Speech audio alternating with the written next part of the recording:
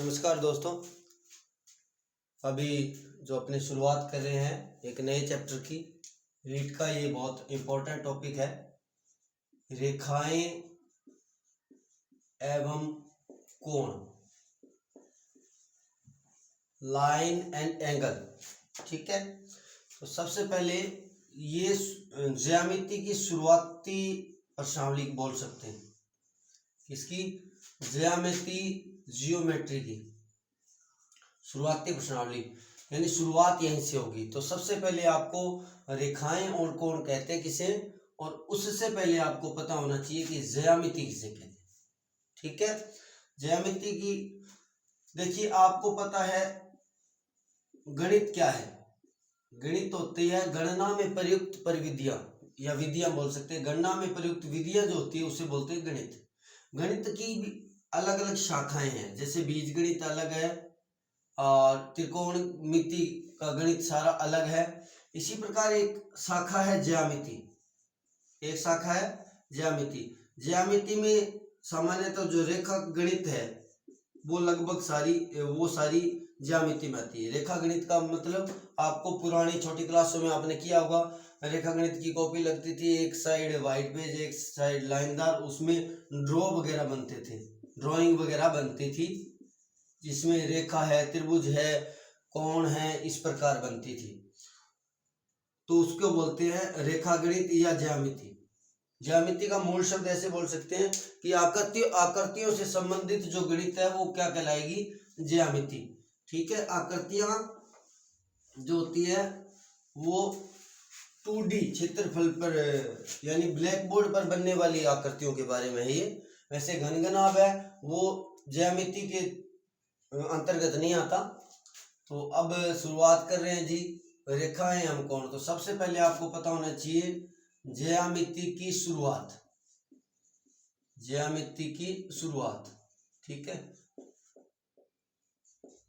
अब देखिए, ये तो आप बाद में जान पाए हैं कि ये ऐसे रेखा होती है, ये त्रिभुज होता है, ये आयत होता है, वर्ग होता है, वृत्त होता है। इससे पहले सबसे पहली शुरुआत हुई है बिंदु से। किससे? ज्यामिति की शुरुआत किसी है बिंदु से या डॉट से। तो सबसे पहले आपको पता होना चाहिए बिंदु किसे कहते हैं। ठीक है, बिंदु की सामान्यतः परिभाषा ये है कि किसी अति तीक्ष्ण पेंसिल की नोक से किसी समतल पर निशान लगाया जाए तो उसे बिंदु कहते हैं। ध्यान रखिए, ये अति तीक्ष्ण बोला गया है, जिसकी लंबाई, या ऐसे बोल सकते हैं एक ऐसा वृत्त, क्योंकि ये अगर ये है ना तो ये वृत्त है जिसका क्षेत्रफल नगण्य हो। ये छोटा सा है तो वृत्त ही ना, तो ऐसे बोल सकते हैं एक ऐसा वृत्त जिसका क्षेत्रफल क्या हो, नगण्य, उसको बोलते हैं बिंदु। या फिर अभी दोबारा मैं रिपीट कर देता हूं, किसी अति तीक्ष्ण पेंसिल की नोक से किसी समतल पर लगाए गए निशान को क्या बोलते हैं, बिंदु। बिंदु आपको पता लग गया। अब ध्यान रखिए, बिंदु जो होता है वो थोड़ा आगे नेक्स्ट बताएंगे। पहले इसके बाद में आता है रेखा। क्या आती है? रेखा। रेखा, जस्ट 1 मिनट।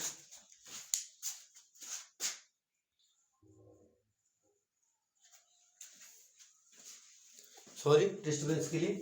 रेखा, सॉरी बिंदु बता दिया था, बिंदु के बाद में रेखा।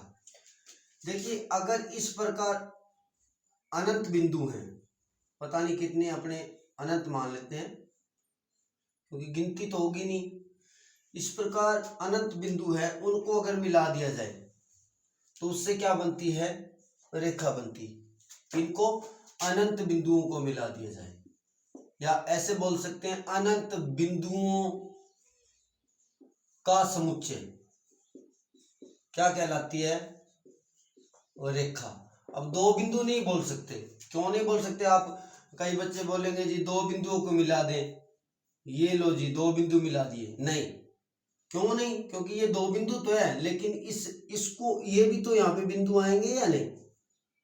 ये भी क्या होंगे, बिंदु ही तो होंगे। तो अनंत बिंदुओं के समुच्चय को क्या बोलते हैं, रेखा। अब ये होगी जी रेखा। अब रेखा जो होगी, अब आपको दिखने में ये रेखा इतनी लग रही है, ठीक है। लेकिन रेखा शब्द आएगा उसका मतलब ये हो गया कि ये रेखा इधर अनंत से आ रही है, जहां पर यूनिवर्स खत्म हो रहा है वहां से शुरू हो रही है। यानी ये बोल सकते हैं इस साइड माइनस अनंत होता है, रेखा संख्या रेखा में जानते होंगे इस साइड में माइनस अनंत माना जाता है और इस साइड में प्लस अनंत, यानी ये अनंत से आ रही है और आगे अनंत तक जा रही है। तो एक रेखा की लंबाई भी क्या होगी? अनंत। रेखा की लंबाई क्या होती है? अनंत। ये अच्छा प्रश्न बनता है। एक रेखा की लंबाई क्या होती है? अनंत। माइनस अनंत से लेकर प्लस अनंत तक। इसके हिसाब से आप दो दिशाएं मान सकते हो, इस दिशा में तो धनात्मक मान लो, इस दिशा में तो ऋणात्मक मान लो। जैसे एक्स वाई की अपने मानते हैं ना कि ये एक्स अक्ष है तो ये एक्स डैश है, इस साइड में धनात्मक है, इस साइड में ऋणात्मक है, इस साइड में वाई पॉजिटिव होता है, इस साइड में वाई नेगेटिव होता है, ऐसे मान लेते हैं। ध्यान रखिए ये जरूरी नहीं होता कि इस साइड ही पॉजिटिव हो, इस साइड भी पॉजिटिव ले सकते हो। तो ये हो गया जी बात रेखा की, ये होगी रेखा की डेफिनेशन। रेखा क्या होती है? अनंत बिंदुओं के समुच्चय को रेखा कहते हैं। रेखा की शुरुआत कहाँ से होती है? अनंत से शुरुआत होती है रेखा की। अब ये ऐसे मैंने ड्रॉ किया, ऐसे किया होगा तो इधर अनंत से लेकर इधर अनंत तक, तो अनंत से शुरुआत होती है अनंत तक पर जाकर खत्म होती है, और रेखा की लंबाई क्या होती है? अनंत ही होती है। अब बात आती है जी रेखा। रेखा हो गई। अब ये तो थी सिंगल रेखा, सॉरी अभी बताना भूल गया था, ये होगी रेखा। अभी ये कोई अपने पास रेखा है, लाइन है, इसके किसी भाग को अगर काट दें अपने, जैसे अपने यूज करते हैं, कोई छोटा सा भाग काट दिया जाए तो उसको बोलते हैं रेखा खंड। रेखा प्लस खंड, खंड माने भाग, भाग माने टुकड़ा, तो इसको क्या बोलते हैं? रेखा खंड। किसी एक भाग को, ये छोटी कक्षाओं में आपने किया होगा शायद, ऐसे बोला जाता था फुट्टे की सहायता से, स्केल की सहायता से 5 सेमी लंबा रेखाखंड खींचिए, ठीक है, ऐसे बोलते थे, प्रकार और फुट्टे की सहायता से। तो अब हम क्या करते थे? सबसे पहले फुट्टे की सहायता से ऐसी रेखा बनाई, यहाँ पे प्रकार रखा और 5 सेमी का चाप काट देते थे, सपोज करते इतना, तो ये रेखाखंड बन गया था। ओरिजिनल में किसी रेखा का एक टुकड़ा है, इसलिए इसको बोलते हैं रेखा खंड, ठीक है। इसके बाद में जी ये आ गया रेखाखंड। रेखाखंड के बाद में अब बात करते हैं, ये तो थी सिंगल रेखा, सिंगल रेखा बन गई, सिंगल रेखा से रेखाखंड बन गया। अब इसके बाद में अपने लेते हैं रेखाओं का जोड़ा, रेखाओं का युग्म या जोड़ा। जोड़ा का मतलब सीधी सी बात है, कितनी? 2 रेखाएं, 2 रेखाओं के जोड़ों को क्या बोलते हैं? रेखा युग्म, ठीक है। अब 2 रेखाओं का जोड़ा मैक्सिमम कैसे बन सकता है? सबसे पहले ऐसे हो सकता है कि 2 रेखाएं एक दूसरे को काटें। ध्यान रखिए ये सिचुएशन काटने की है, आपको पता लग गया कि किसी एक बिंदु पर मिल रही है, ठीक है।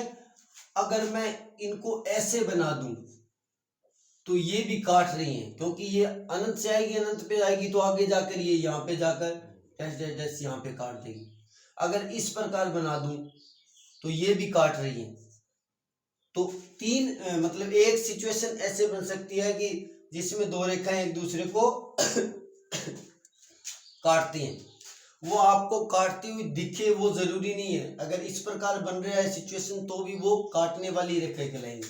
तो इन रेखाओं को बोलते हैं काटने वाली रेखाएं या तिर्यक रेखा, तिर्यक रेखा या प्रतिच्छेदी रेखा। नाम ध्यान रखिए, तीनों नाम जरूरी है क्योंकि आपके एग्जाम में कोई भी आ सकते हैं। काटने वाली रेखाएं, तिर्यक रेखा या प्रतिच्छेदी रेखा। अब तिर्यक रेखा, काटने वाली रेखा या प्रतिच्छेदी रेखा की परिभाषा क्या होगी? 2 ऐसी रेखाएं जो एक दूसरे को काटती है, सामान्य भाषा, ठीक है। 2 ऐसी रेखाएं जो एक दूसरे के तिर्यक है, दूसरी भाषा में। 2 ऐसी रेखाएं जो किसी एक बिंदु पर मिलती है।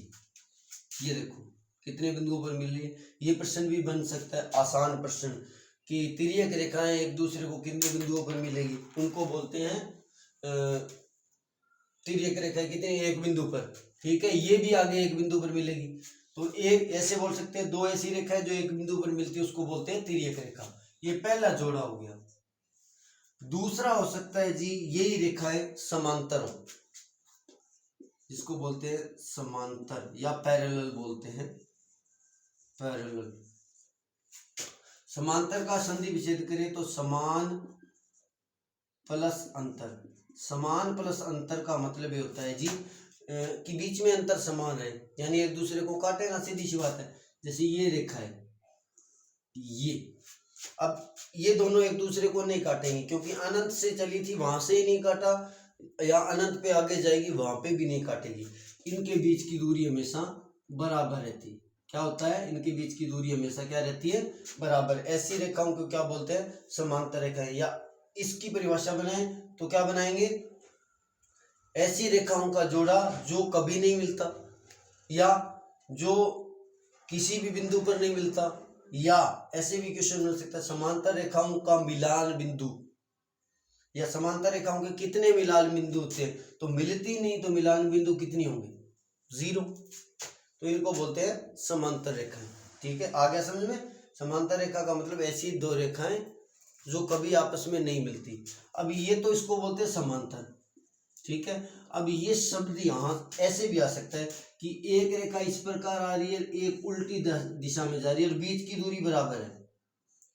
बीच की दूरी बराबर है तो काटेंगे, ये भी नहीं, समांतर तो ये भी है, लेकिन ये ऑपोजिट होने के बाद में ऐसी रेखाओं को बोलते हैं प्रति समांतर।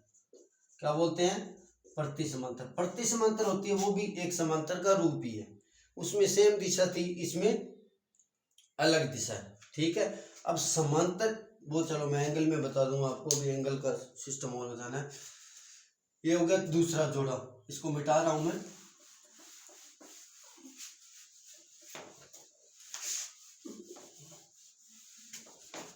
इसके बाद तीसरा टाइप है जी कौन सा था, संपाती रेखाएं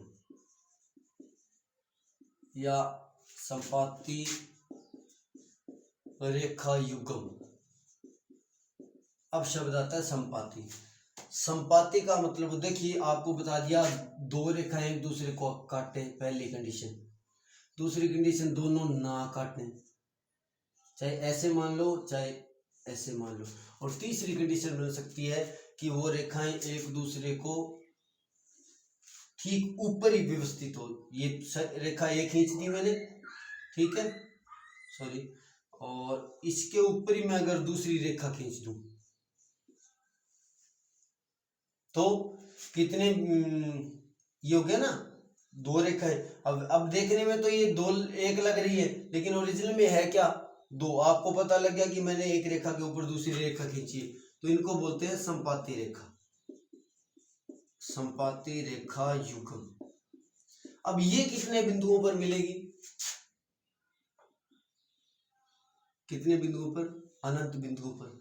इस पे भी मिली, आगे आगे आगे आगे आगे। तो संपाती रेखा युग्म कितने बिंदुओं पर मिलता है, अनंत बिंदुओं पर, बिंदुओं पर। अब जो मिलान बिंदु होता है उसे ही रेखाओं को सॉल्व करने के लिए अपने निकालते हैं।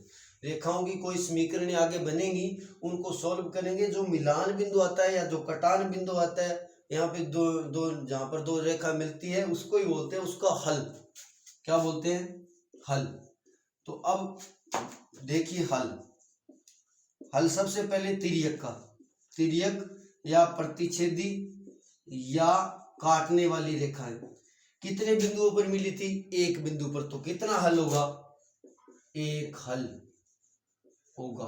और इसको बोलते हैं अद्वितीय हल। अद्वितीय का मतलब एक ऐसा हल होगा जो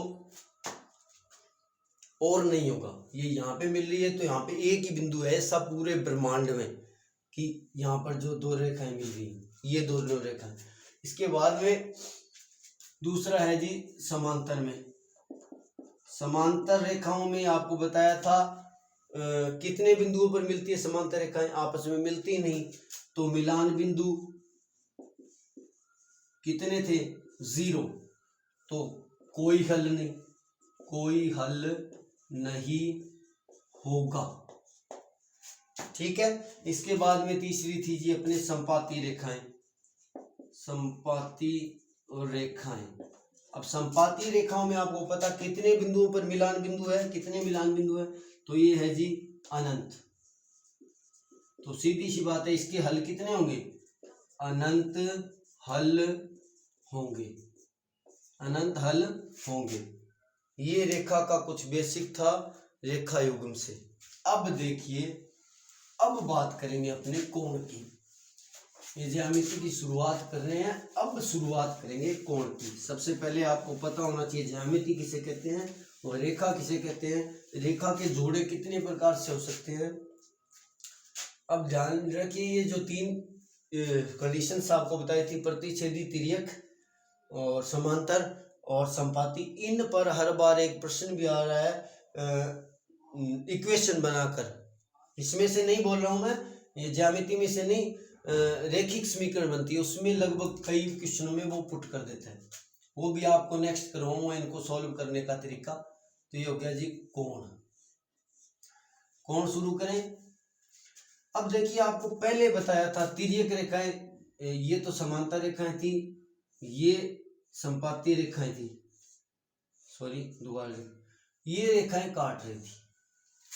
ठीक है, अब ये कोण की परिभाषा बनाए तो ऐसे बना सकते हो, यहां पर नहीं बन रहा है, यहां पर भी नहीं बन रहा है, बन रहा है तो 0 बन रहा है, यहाँ पे भी 0 डिग्री बन रहा है। ठीक है, 180 बनेगा, 180 भी बन सकता, ऑपोजिट हो तो इसकी सामान्य परिभाषाएं बनाए तो ये बनेगी, जब दो रेखाएं एक दूसरे को काटती हैं तो बनने वाली आकृति, ये जो भी बन रही है आकृतियां, उनको बोलते हैं कोण। कोण किसे कहते हैं, जब दो रेखाएं परस्पर काटते हैं एक दूसरे को तो बनने वाली आकृति, ये आकृति बन रही है ना इस प्रकार, ये ऐसे बन रही है, एक ऐसे बन रही है, एक ऐसे बन रही है, एक ऐसे बन रही है, तो इनको बोलते हैं कोण। ध्यान रखिए, कैसी भी रेखा है, अगर मैं ये काट दूं तो भी ये कोण हो गया, वो छोटा बड़ा हो जाएगा बस। और इसकी बेसिक मैथमेटिकल परिभाषा करें तब क्या होगा, अभी आपको बताया था, ये संपाती रेखा है, संपाती रेखा, एक रेखा के ऊपर रेखा थी बी, एक रेखा ए है, एक रेखा बी। अगर मैं इनमें से किसी एक रेखा को स्थिर कर दूं, रोक दूं, और दूसरी रेखा को एक सिरे से उठाकर घुमा दूं, घुमाने को बोलते हैं परिक्रमण बोल सकते हैं या घूर्णन बोल सकते हैं। ठीक है, एक रेखा के एक सिरे को, पहली रेखा स्थिर पड़ी है, मान लो ए को मैं स्थिर रखता हूं, बी को यहां से उठाकर ऐसे घुमा देता हूं, तो ये जी, ये रेखा बी वाली यहां पे आ जाएगी, आ गई, तब जो आकृति बनेगी उसे बोलते हैं कोण। क्या बोलते हैं, कोण। अब इसकी बेसिक परिभाषा बनाए तो क्या बने, दो संपाती रेखाओं में से एक रेखा को स्थिर रखकर दूसरी रेखा को उसके परित, उसके सापेक्ष यदि घूर्णित किया जाता है, घुमाया जाता है, तब बनने वाली आकृति क्या कहलाती है, कोण। क्या कहलाती है, कोण। अब देखिए, कोण का मैक्सिमम मान जो होता है, आपको शायद पता हो, तो कोण आपने डी देखी होगी, चांदा, वो इस प्रकार होती है, जिसका मान यहाँ 0 से लेकर 180 तक होता है। अब ये 180 तो ये होगा, एक डी नीचे ऐसे और रख सकते हैं, अपने रख सकते हैं या नहीं, तो ये भी 0 से लेकर कितना होगा 180, तो 180 और 180 कितना होगा 360। तो एक कोण का अधिकतम मान कितना हो सकता है 360, इससे नहीं होगा, ज्यादा नहीं होगा, और 0 से कम नहीं हो सकता। ठीक है, 0 से कम नहीं होगा और 360 से ज्यादा नहीं होगा। अब देखिए, बात करते हैं, अब आपको पता होना चाहिए, ये कार्तीय पद्धति बोलते हैं इसको से, ये अपना 2D है, 2D का मतलब द्विविमीय ज्यामिति बोल सकते हैं, या ये मान लीजिए ये अपना एक ग्राफ मान लेते हैं या पेज है। अभी आपको पता था ये 0 से लेकर ये 0, तो ये कितना आ गया 180 डिग्री, अभी बताया था, और ये वापस कितना आ गया 360 डिग्री। 0 डिग्री और 360 डिग्री एक ही कोण होता है, ये यहाँ पर कितना होता है 90 डिग्री कोण, और ये होता है 270 डिग्री कोण। यानी ऐसे बोल सकते हैं 360 के 4 बराबर पार्ट हो गए। कितने कितने के? 90-90 डिग्री के। कितने कितने डिग्री के? 90-90 डिग्री के। 90-90 डिग्री के, ठीक है। उनको बोलते हैं चतुर्थांश। क्या बोलते हैं? चतुर्थांश। शब्द तोड़ दे तो क्या बनेगा? चतुर्थ प्लस अंश, चतुर्थांश, ठीक है। इसको बोलते हैं फर्स्ट, पहला, दूसरा, तीसरा और चौथा। ये ध्यान रखिएगा, आगे और 2 चैप्टरों में भी काम आएगा। सबसे पहली बात, जीरो से बड़ा कौन? जीरो का कौन तो 2 रेखाएं काटेंगे तो वो समांतर के बीच में बनेगा। इसके अलावा जीरो से बड़ा कोण, मान लीजिए मैं अब यहाँ पे कोण को दर्शा रहा हूँ थीटा से। जो कोण 0 और 90 के बीच में होता है, यानी 0 से बड़ा हो 0 डिग्री से और 90 डिग्री से छोटा, ये निशान ध्यान रखिए, ये थीटा लगा रहा हूं मैं। ये थीटा देखिए 0 से बड़ा हो या 90 से छोटा हो तो उसको बोलते हैं न्यून कोण। न्यून का मतलब छोटा, क्या बोलते हैं? न्यून कोण। जो पूरा 90 का हो तो इसको बोलते हैं समकोण। क्या बोलते हैं? समकोण। अब जो कोण 90 से तो हो बड़ा और 180 से हो छोटा, उसको बोलते हैं जी अधिक कोण। क्या बोलते हैं? अधिक कोण। इसी प्रकार 180 वाले को बोलते हैं, ये ध्यान रखना, नोट करना, 180 डिग्री का जो कोण होता है उसे बोलते हैं सरल कोण या ऋजु कोण। क्या बोलते हैं?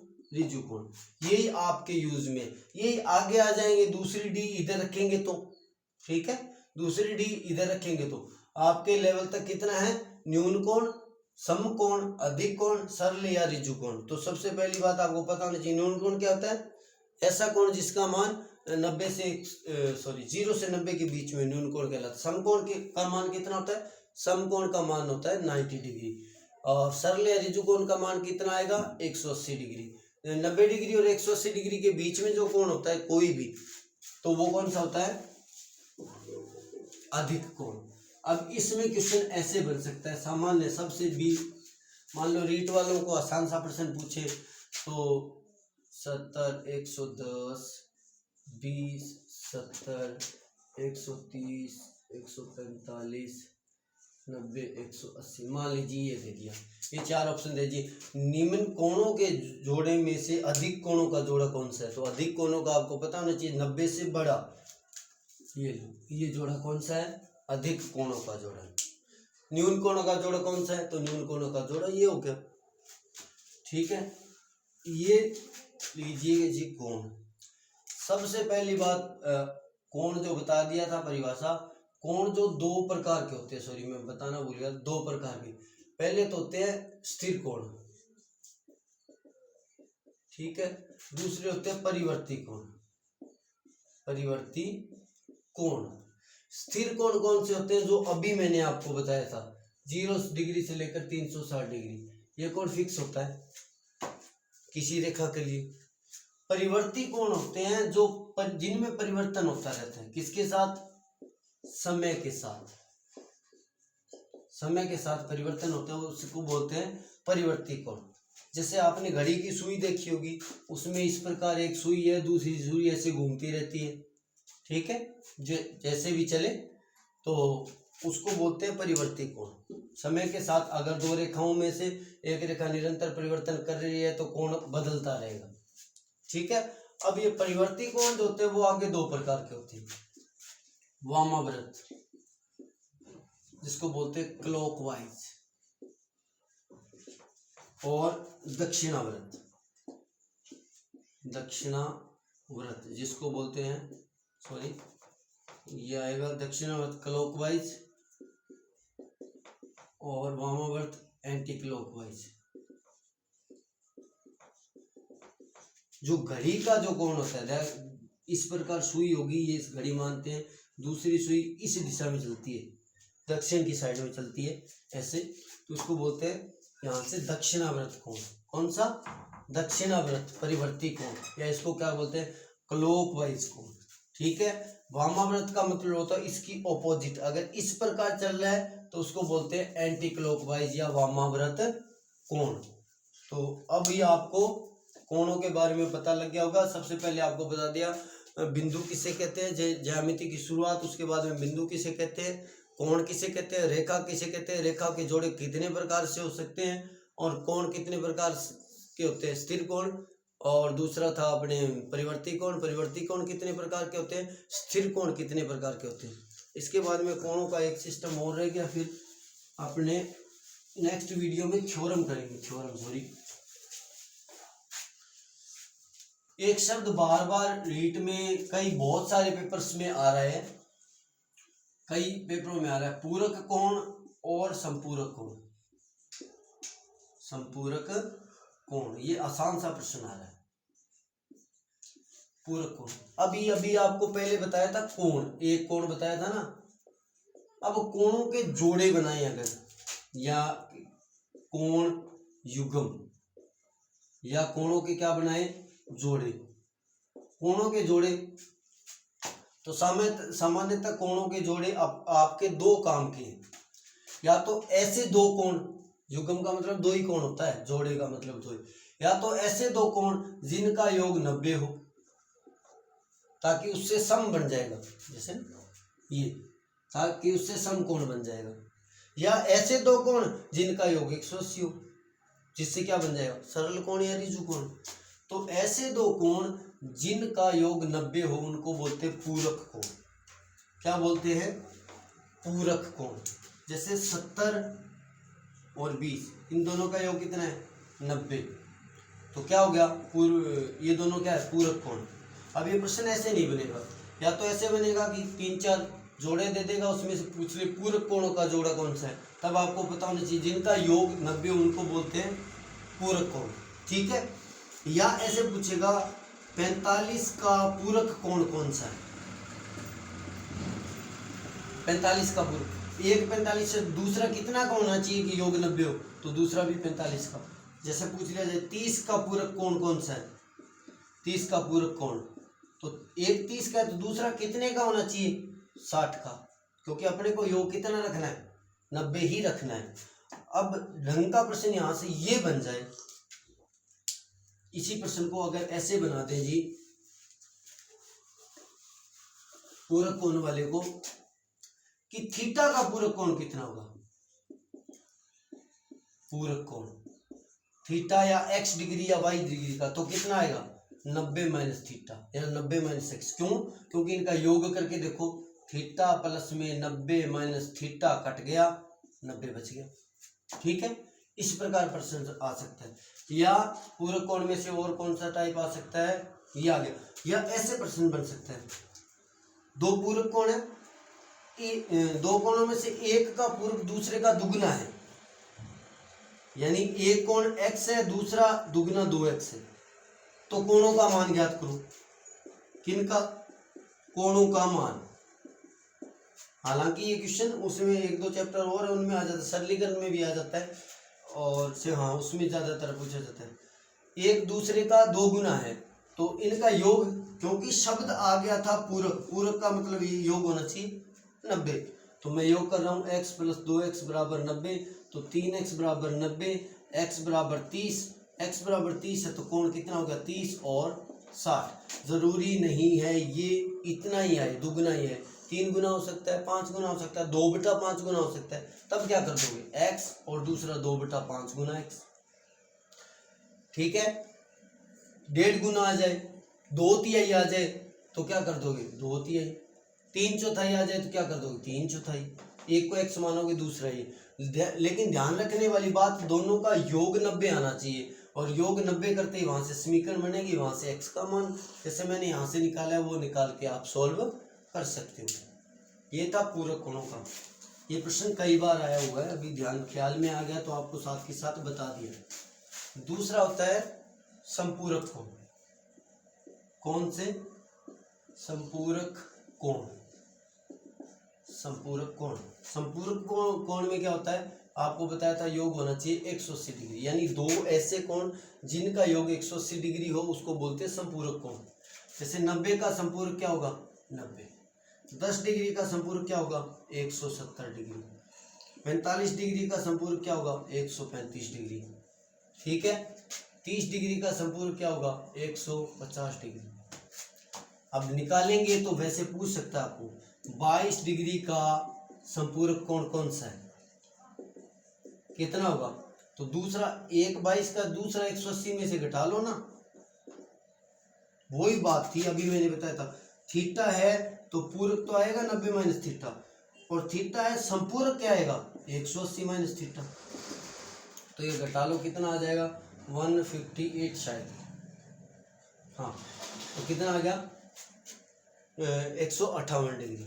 22 डिग्री का संपूरक कोण, ये ऐसे भी आ सकते हैं 22 सही 1/3 डिग्री का संपूरक कोण।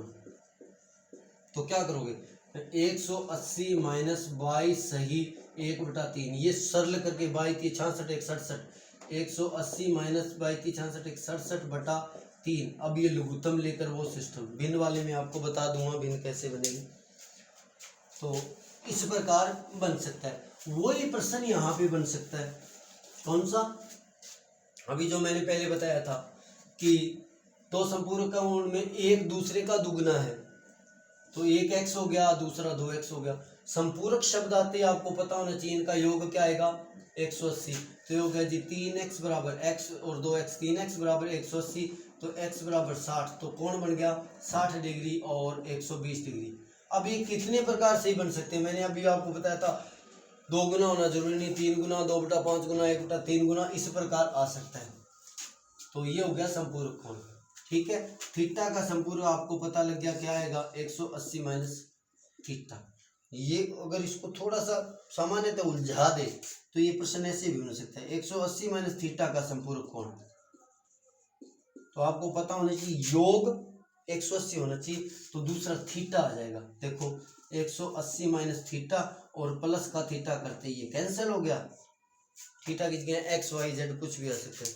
अभी दोबारा फिर बता रहा हूँ, आपको बता दिया है मैंने बिंदु ज्यामिति की शुरुआत, रेखाओं के जोड़े कितने प्रकार से होते हैं, उसके बाद में कोण कितने प्रकार के होते हैं, और